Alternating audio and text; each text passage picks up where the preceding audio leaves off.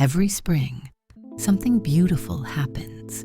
Millions of people walk into garden centers, fill their carts with bags of potting soil containing peat from ancient wetlands, grab a few bottles of synthetic fertilizer made through the carbon-intensive Haber-Bosch process, pick out seedlings in little plastic pots destined for landfills, and head home to grow something. It feels good. It feels wholesome. You're putting your hands in the earth and growing life. But here's what I want you to think about for a moment. Where did that potting soil come from? What's actually in that fertilizer? And what happens to those plastic pots when you're done with them? When I started looking into the supply chain behind our gardening hobby, what I found genuinely troubled me. The industry we think of as green is quietly connected to the destruction of ancient ecosystems, the contamination of waterways, and the generation of hundreds of millions of pounds of unrecyclable waste every single year. And almost nobody is talking about it. Now I want to be clear about something before we go any further. I love gardening. This channel exists because I believe growing your own food is one of the most valuable skills a person can have. But I also believe that if we understand where our products come from, we can make better choices. And that's what this video is really about. So let's start with the bag of potting mix sitting in your garage right now. If you picked it up at a big box store in the US, there's a very good chance it contains peat. And peat has a story that goes back thousands of years. Peatlands are wetland ecosystems where waterlogged conditions slow plant decomposition to such an extreme degree that dead plant material, especially sphagnum moss, accumulates layer by layer, centimeter by centimeter, over millennia. We're talking about 1 millimeter of peat per year. 1 millimeter. A peat deposit 3 meters deep took 3,000 years to form. Think of it like this. Peatlands are nature's slowest, most patient savings account. Every year, a tiny deposit of carbon gets locked away. Over thousands of years, that adds up to something staggering. Peatlands cover roughly 3 to 4% of the Earth's land surface, but they store around a third of all soil carbon on the planet. That's twice what all the world's forests hold combined. According to the IUCN, peat soils contain more than 600 gigatons of carbon. The IPCC has repeatedly warned that peatland destruction is one of the fastest ways to accelerate climate change, and we are ripping them apart to put in garden bags. Globally, peatlands are being degraded at a rate of about 400,000 hectares per year. When you drain a peatland or mine it for horticulture, all that carbon that took thousands of years to lock away starts oxidizing and releasing into the atmosphere. Degraded peatlands now contribute roughly 4 to 5% of all annual human-caused greenhouse gas emissions. To put that in perspective, that's equivalent to the combined emissions from the global aviation and shipping industries. In the US, most horticultural peat comes from Canada, which is the world's largest exporter. And here's the part that really gets me. The UK has been trying to ban peat in horticulture for nearly 3 decades. They set voluntary targets in 2011. Those failed. England's Environment Act 2021 includes a phased peat ban, but enforcement was delayed to 2030. The industry keeps pushing back. Meanwhile, 80% of UK peatlands are already degraded. In the US, there's essentially no regulatory movement on peat at all. None. But peat is just the beginning of this story. Because while the stuff inside the bag is destroying ancient wetlands, the fertilizer you're spraying on top of it has its own hidden cost. Almost every synthetic fertilizer you can buy at a garden center owes its existence to a process called Haber-Bosch, developed by Fritz Haber and Karl Bosch in the early 1900s.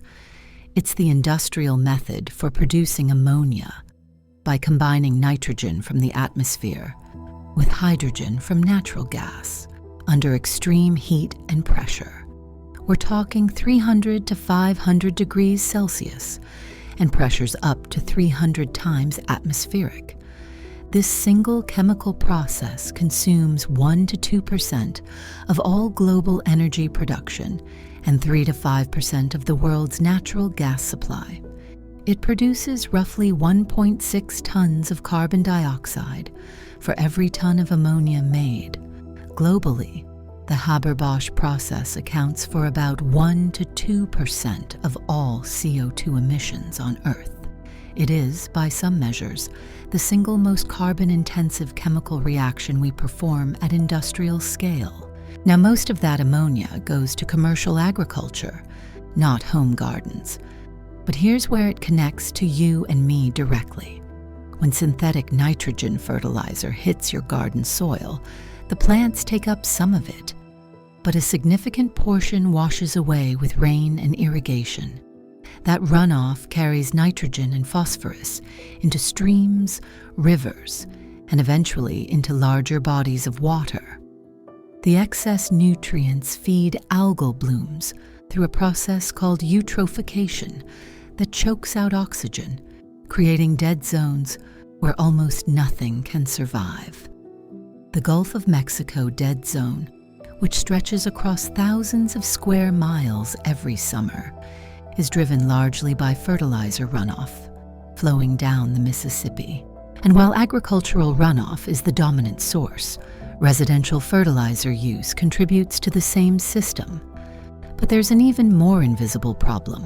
When you feed your soil synthetic fertilizer year after year, you're essentially putting the soil microbiome on life support.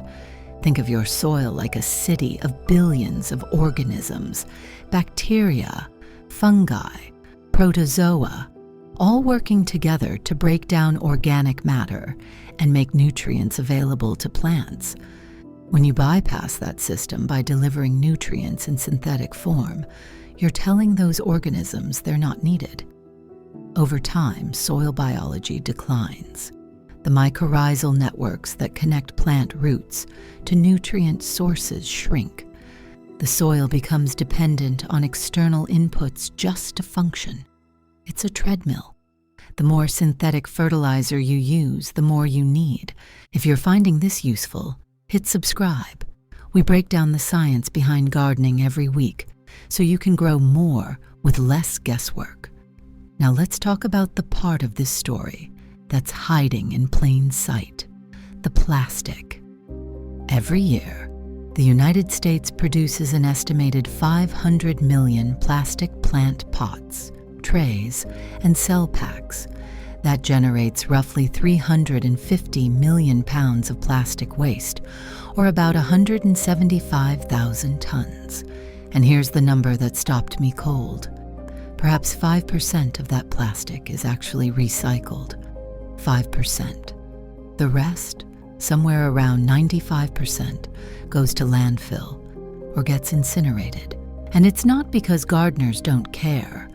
The problem is structural.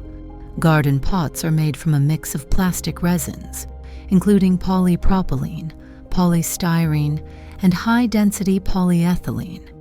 Black plastic pots, which are extremely common in the nursery industry, are essentially invisible to the optical sorting systems at recycling facilities. They can't be identified, and they can't be processed.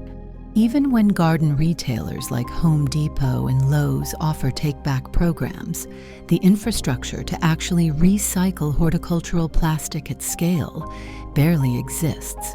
And then there's the part almost no one thinks about.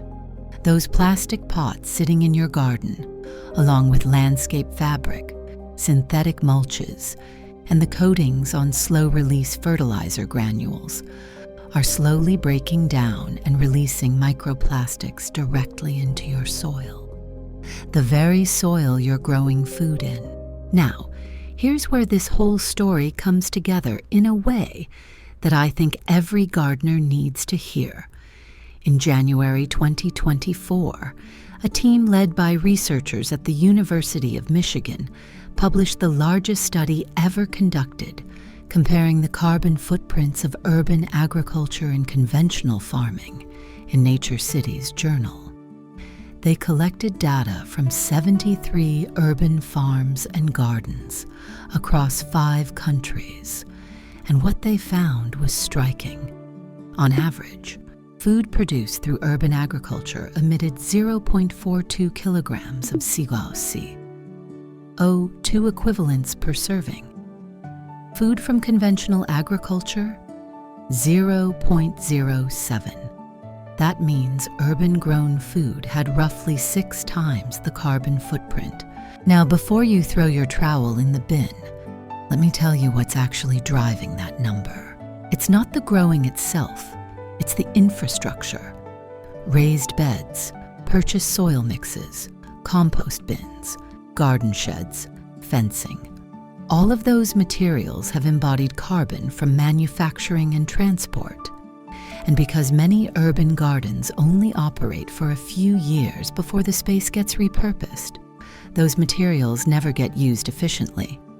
A raised bed used for 5 years has roughly 4 times the environmental impact per serving of food as one used for 20 years. The researchers were very clear. This is not a reason to stop gardening. It's a reason to garden smarter. Grow crops that would otherwise come from energy-intensive greenhouses, like tomatoes, which actually had a lower carbon footprint when grown in open-air urban plots. Use recycled and salvaged materials for your infrastructure. And most importantly, keep your garden going for decades, not just a few seasons. So where does all of this leave us? Here's the good news, and I mean that sincerely. Every single one of these problems has a practical solution that any home gardener can start using today. For peat, switch to peat-free growing media. Mixes based on composted bark, wood fiber, coconut coir from sustainable sources, pit moss made from recycled paper, or rice hulls perform well for most applications. Are they perfect? No. Coir has its own transport footprint coming from Sri Lanka and India. But the carbon math still favors peat-free alternatives by a wide margin because you're not destroying a 3,000-year-old carbon sink. For fertilizer, compost is your single best replacement. A well-managed home compost system can supply the majority of nutrients your garden needs. You're recycling kitchen and garden waste, feeding your soil biology instead of bypassing it, and eliminating the fossil fuel footprint of synthetic production entirely. For plastic, start reusing what you have. Wash and sterilize pots between seasons. Buy bare root plants when you can. Ask your nursery if they take pots back. And when you do need new containers, look for ones made from recycled or biodegradable materials. And for your garden's overall carbon footprint, the answer is simple. Build it to last. Use salvaged materials. Keep your beds going for as long as you possibly can.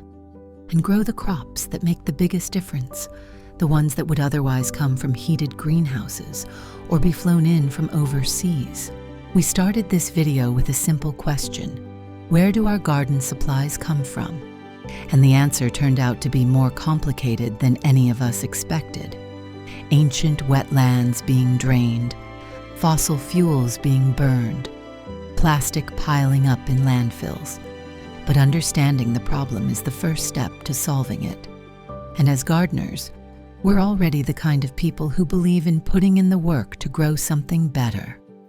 Next week, I'm breaking down the complete science of composting, from kitchen scraps to finished humus, so you can turn your waste into the best fertilizer money can't buy.